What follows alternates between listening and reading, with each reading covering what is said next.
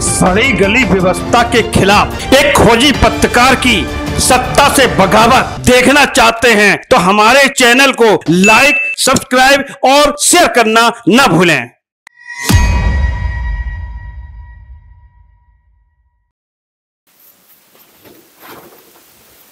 नमस्कार दोस्तों, मैं आपका अपना संजय राजन। दृष्टांत मीडिया में आपका बहुत बहुत स्वागत है। दोस्तों, आज पूरे देश की आंखें नम हैं। आप समझ ही गए होंगे आखिर क्यों। आज हमने भारत के आर्थिक शिल्पकार को खो दिया है। पूर्व प्रधानमंत्री डॉक्टर मनमोहन सिंह का 92 साल की उम्र में निधन हो गया। जैसे ही ये खबर हम तक पहुंची, पूरे देश में मानो शोक की लहर दौड़ गई। 26 सितंबर 1932 को, जो उस समय का संपूर्ण भारत हुआ करता था, आज का पाकिस्तान प्रांत है, पंजाब प्रांत के माह गांव में जन्मे डॉक्टर मनमोहन सिंह हम सबको अलविदा कह गए। ये महज इत्तेफाक ही कहा जाएगा कि जन्म और निधन की तारीख 26 रही। फर्क रहा तो केवल महीने और साल का, यानी जन्म 26 सितंबर 1932 को और निधन 26 दिसंबर 2024 को।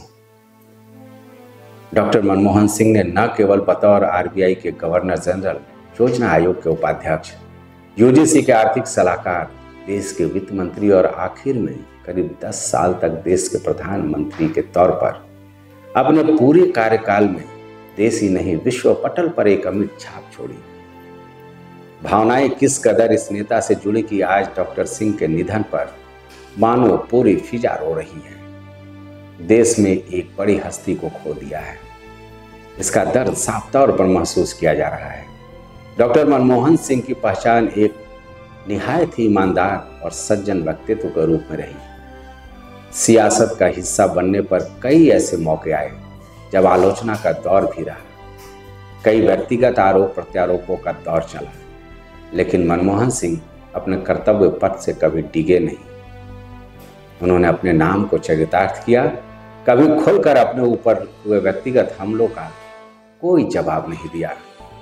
चेहरे पर मुस्कुराहट और संजीदगी मानो ये मनमोहन सिंह की पहचान बनी। बतौर आर्थिक विशेषज्ञ उन्होंने हमेशा देश की अर्थव्यवस्था को सर्वोच्च प्राथमिकता दी, तो वहीं बतौर प्रधानमंत्री उन्होंने एक सशक्त भारत के साथ जनहित की नींव रखी।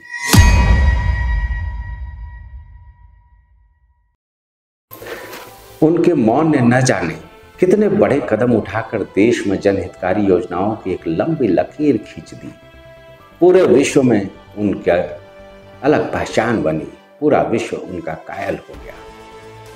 चाहे बात की जाए मनरेगा की, आधार कार्ड जैसी योजनाओं की, या फिर बात की जाए सूचना के अधिकार की, शिक्षा स्वास्थ्य के अधिकार की, ये सारी जनहितकारी योजनाओं के पीछे मनमोहन सरकार की ही सोच रही। आर्थिक सुधारों के जरिए बड़े वित्तीय घाटाओं पर लगातार लगाम लगाने की कवायद के पीछे भी इसी सख्त की सोच रही। परिणाम भी देश ने देखा था, जब पूरे विश्व में 90 के दशक में लंबे समय तक आर्थिक मंदी आई, भारत सीना ताने पूरे विश्व में खड़ा रहा। आज चाहे बात की जाए देश के राष्ट्रपति द्रौपदी मुर्मू की, या फिर उपराष्ट्रपति जगदीप धनखड़ की, या फिर बात की जाए मौजूदा प्रधानमंत्री नरेंद्र मोदी की, मंत्री अमित शाह से लेकर राजनाथ सिंह, कांग्रेस के बड़े दिग्गज नेता, चाहे वो सोनिया, राहुल, प्रियंका गांधी हो या सपा सुप्रीमो अखिलेश यादव हो, इस तरह के तमाम नेताओं ने अर्थ जगत से लेकर व्यापार जगत तक, फिल्म जगत से लेकर खेल जगत तक, सबने दलगत भावनाओं से, विचारों से ऊपर उठकर इस चहेते अजात शत्रु डॉक्टर मनमोहन सिंह को अश्रुपूर्ण श्रद्धांजलि अपने अपने शब्दों में दी। डॉक्टर मनमोहन सिंह के बारे में कहने को तो बहुत कुछ है, क्या कहूं क्या ना कहूं। बतौर संवाददाता मुझे भी डॉक्टर मनमोहन सिंह के कार्यक्रम का कवरेज का मौका लखनऊ में मिला था। उस वक्त भी हम काफी गंभीरता से उनको सुनते थे। बस निष्कर्ष यही है कि आज हमने एक महान व्यक्तित्व को खो दिया। हमेशा मौन रहने वाला आज चिर मौन हो गया।